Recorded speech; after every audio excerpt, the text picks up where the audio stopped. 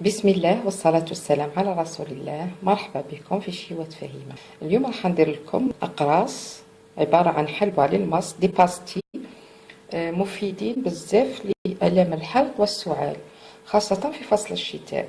فيهم مكونات جد مفيدة، ومن مكوناتها هي الزنجبيل والقرنفل اللي هو الطيب، نص حبة قارص، العسل، السكر والماء. نبداو نحضروا هذه الخلطه تاعنا. نجيبوا طاوله نطيبوا فيها، نحطوا فيها حوالي ملعقه تاع زنجبيل مطحون، 3 إلى 4 عيدان تاع قرنفل اللي هو الطيب،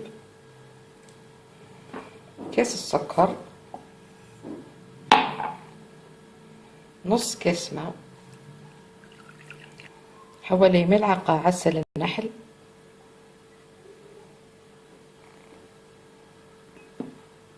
ونعصر فوقهم نص حبة قارص.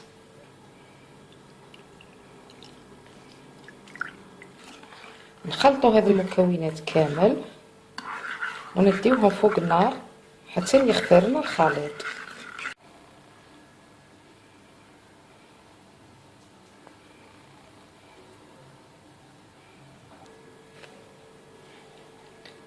هاو الخليط هنا راهو خفير. نحي عيدان القرنفل،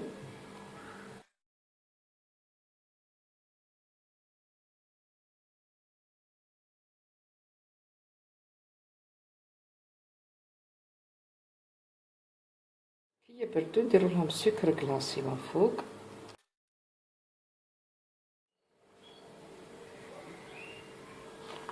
هاهم لي باستي تاعنا واجدين.